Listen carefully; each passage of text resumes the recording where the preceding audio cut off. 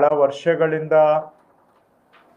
ಸರ್ಕಾರದಿಂದ ಆಗಬೇಕಾಗಿದ್ದಂಥ ಕೆಲಸಗಳು ಆಗದೆ ಅತಂತ್ರದಲ್ಲಿ ಬದುಕುತ್ತಾ ಇದ್ದಂತಹ ಕುಟುಂಬಗಳಿಗೆ ಸಹಾಯ ಮಾಡಿ ಅವರಿಗೆ ಅತಂತ್ರದಿಂದ ಮುಕ್ತಿಯನ್ನು ಕೊಟ್ಟು ನೆಮ್ಮದಿಯಾಗಿ ಬದುಕೋದಕ್ಕೆ ಅವಕಾಶ ಮಾಡುವುದು ನಮ್ಮ ಆದ್ಯತೆ ಅಂತೇಳಿ ಈ ಭೂ ಗ್ಯಾರಂಟಿ ಕಾರ್ಯಕ್ರಮವನ್ನು ನಾವು ಮಾಡ್ತಾ ಇದ್ದೇವೆ.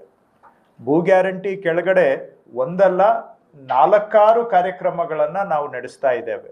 ಅದರಲ್ಲಿ ಪ್ರಮುಖವಾಗಿ ಒಂದು, ಈ ದಾಖಲೆ ಇಲ್ಲದೆ ಇದ್ದಂತಹ ವಸತಿ ಪ್ರದೇಶಗಳಿಗೆ ದಾಖಲೆ ಸಹಿತವಾಗಿ ಗ್ರಾಮ ಅಂತ ಘೋಷಣೆ ಮಾಡಿ ಅಲ್ಲಿ ವಾಸ ಮಾಡ್ತಾ ಇರೋ ಕುಟುಂಬಗಳಿಗೆ ಹಕ್ಕುಪತ್ರ ಕೊಟ್ಟು ಶಾಶ್ವತವಾಗಿ ನೆಮ್ಮದಿಯಿಂದ ಬದುಕಲಿಕ್ಕೆ ಜೀವನ ಮಾಡೋದು ಒಂದು ಕಾರ್ಯಕ್ರಮ. ಅದೇ ರೀತಿ ಅಷ್ಟೇ ಸಂಖ್ಯೆಯಲ್ಲಿ ಲಕ್ಷಾಂತರ ಜನ ಈ ಹಿಂದೆ ಇಂದಿರಾ ಗಾಂಧಿಯವರ ಕಾಲದಲ್ಲಿ ದರ್ಖಾಸ್ತಲ್ಲಿ ಜಮೀನು ತಗೊಂಡಿದ್ದಾರೆ, ಭೂ ಸುಧಾರಣೆ ಕಾನೂನಲ್ಲಿ ಜಮೀನು ಮಂಜೂರಾಗಿದೆ, ಹಾಗೆ ಬಗೈರ್ ಹುಕುಮಲ್ಲಿ ಜಮೀನು ಮಂಜೂರಾಗಿದೆ. ಆದರೆ ಅವರುಗಳಿಗೆ ಪಕ್ಕ ಪೋಡಿ ಆಗಿಲ್ಲ, ದಾಖಲೆಗಳಾಗಿಲ್ಲ. ಈಗ ತಾನೇ ಅವರು ಹೇಳಿದರು, ಮುರುಗಮಲ್ಲ ಚಿಂತಾಮಣಿಯನವರು, ಯಾವ ಥರ ಅತಂತ್ರದಲ್ಲಿ ಬದುಕಬೇಕಾಗಿತ್ತು. ಅವರು ಉಳುಮೆ ಮಾಡೋ ಭೂಮಿಗೇನೆ ಏನು ಭದ್ರತೆ ಇಲ್ಲದೆ ನಿರಂತರವಾಗಿ ಅತಂತ್ರನೇ ನಿರಂತರ ಆ ರೀತಿ ಬದುಕ್ತಾ ಇದ್ದಂಥವ್ರಿಗೆ ಇವತ್ತು ಅವರಿಗೆ ಪೋಡಿ ಮಾಡಿಕೊಟ್ಟು ಸಂಪೂರ್ಣ ದಾಖಲೆ ಕೊಡೋದ್ರ ಜೊತೆಗೆ ಸಂಪೂರ್ಣ ಹಕ್ಕು ಅವರ ಹೆಸರಿಗೆ ಸ್ಥಾಪನೆ ಮಾಡೋದರ ಮುಖಾಂತರನೂ ಕೂಡ ಭೂ ಮಾಲೀಕತ್ವಕ್ಕೆ ಒಂದು ಗ್ಯಾರಂಟಿ ಕೊಡ್ತಕ್ಕಂಥದ್ದು. ರಾಜ್ಯದಲ್ಲಿ ಅದೇ ಥರ 49 ಲಕ್ಷ ಜಮೀನುಗಳು ಮೃತರಾಗಿರುವವರ ಹೆಸರಿನಲ್ಲೇ ಮುಂದುವರೆದಿದ್ದಾವೆ. ಅವರೊಬ್ರು ಮಾತಾಡಿದ್ರು, ನಮ್ಮ ಮಂಚೇನಹಳ್ಳಿ ಅವರು. 49 ಲಕ್ಷ ಜಮೀನುಗಳು ಮೃತರ ಹೆಸರಿನಲ್ಲಿ ಪಾಣಿಗಳು ಮುಂದುವರೆದಿದ್ದಾವೆ.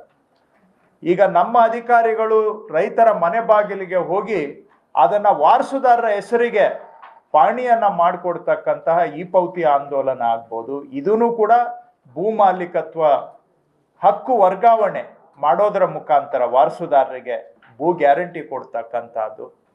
ಹೀಗೆ ಇನ್ನೊಂದು ಉದಾಹರಣೆ ಅಂದರೆ, ಎಷ್ಟೋ ದಾಖಲೆಗಳು ಕಳೆದು ಹೋಗ್ತಾ ಇದ್ದಂಥದನ್ನ ಅಥವಾ ಕೈಗೆ ಸಿಗದೇ ಇದ್ದಂತಹದನ್ನ ಇದಕ್ಕೆ ಪರಿಹಾರ ಕೊಡಬೇಕು ಅಂತೇಳಿ ತಹಶೀಲ್ದಾರ್ ಕಚೇರಿ, AC ಕಚೇರಿ, DC ಕಚೇರಿಯಲ್ಲಿರುವ ಎಲ್ಲ ಮೂಲ ದಾಖಲೆಗಳನ್ನು ಸ್ಕ್ಯಾನಿಂಗ್ ಮಾಡಿ ಶಾಶ್ವತವಾಗಿ ಸಂರಕ್ಷಣೆ ಮಾಡಿ ಕಳೆದು ಹೋಗೋದಕ್ಕೂ ಅವಕಾಶ ಇಲ್ಲ, ನಕಲಿ ಫೋರ್ಜರಿ ಮಾಡೋದಕ್ಕೂ ಅವಕಾಶ ಇಲ್ಲದ ಹಾಗೆ ಜನ ಅವ್ರ ಮನೆಯಲ್ಲೇ ಕೂತ್ಕೊಂಡು ಸರ್ಟಿಫೈಡ್ ಕಾಪಿಯನ್ನು ಪಡ್ಕೊಳ್ತಕ್ಕಂಥ ಭೂಸುರಕ್ಷಾ ಯೋಜನೆಯಿಂದನೂ ಕೂಡ ಭೂ ಮಾಲೀಕತ್ವಕ್ಕೆ ಒಂದು ಖಚಿತತೆ ಕೊಡುವಂಥದ್ದಾಗಲಿ. ಇವೆಲ್ಲವೂ ಕೂಡ ಒಟ್ಟಾರೆ ನಮ್ಮ ಭೂ ಗ್ಯಾರಂಟಿಯ ಬೇರೆ ಬೇರೆ ಅಂಶಗಳು. ಒಟ್ಟಾರೆ ನಮ್ಮ ಉದ್ದೇಶ, ನಮ್ಮ ರಾಜ್ಯದಲ್ಲಿ ಭೂ ಮಾಲೀಕತ್ವ ಅನ್ನೋದು ಕೆಲವರಿಗೆ ಕಂಟಕದ ವಿಷಯ ಆಗ್ಬಿಟ್ಟಿದೆ. ಭೂ ಮಾಲೀಕತ್ವ ಕೆಲವರಿಗೆ ಭೂ ವ್ಯಾಜ್ಯಕ್ಕೆ ಇನ್ನೊಂದು ಪದ ಆಗ್ಬಿಟ್ಟಿದೆ. ಕೆಲವರಿಗೆ, ಎಲ್ಲರಿಗೂ ಹೇಳ್ತಾ ಇಲ್ಲ, 70%ಗೆ ಎಲ್ಲರಿಗೂ ಕ್ಲಿಯರ್ ಇದೆ. ಆದರೆ ಒಂದು 30% ಜನ ಭೂ ಮಾಲೀಕತ್ವ ಅಂದರೆ ಅದು ಭೂ ವ್ಯಾಜ್ಯಕ್ಕೆ ಸಮಾನ ಪದ ಆಗ್ಬಿಟ್ಟಿದೆ. Tehsildar court, AC court, DC court, civil court, high court, supreme ಕೋರ್ಟುಗಳು, ಕಚೇರಿಗಳು. ಮತ್ತೆ ಅವರೇ ಹೇಳಿದ್ರು, ಒಂದು 15 ಬಾರಿ ಹೋಗಿದ್ವಿ ಪೋಡಿ ಮಾಡಿಸ್ಕೊಳ್ಳೋಕ್ಕೆ ತಾಲೂಕು ಆಫೀಸಿಗೆ ಅಂತ. ಅವರೇ ಹೇಳಿದ್ದು ಒಂದು ಉದಾಹರಣೆ, ಅದನ್ನೇ ನಾನಲ್ಲ, ಅವರು ಹೇಳಿದ್ದು.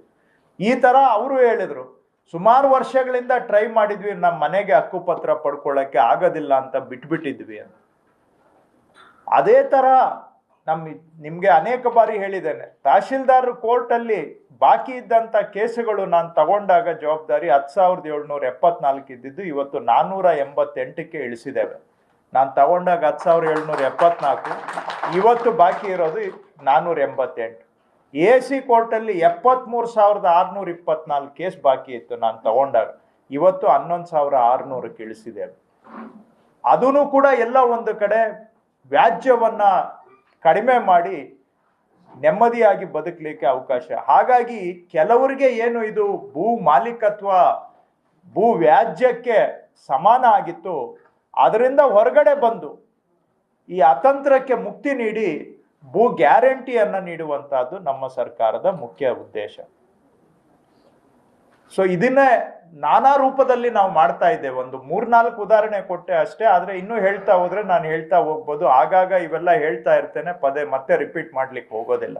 ಒಟ್ಟಾರೆ ಜನ ಭೂ ವ್ಯಾಜ್ಯಕ್ಕೆ ಮುಕ್ತಿ ಸಿಗಬೇಕು, ಜನಗಳಿಗೆ ಭೂ ಗ್ಯಾರಂಟಿ ಕಡೆಗೆ ಹೆಜ್ಜೆ ಇಡಬೇಕು. ಇದು ನಮ್ಮ ಸರ್ಕಾರದ ಧ್ಯೇಯ.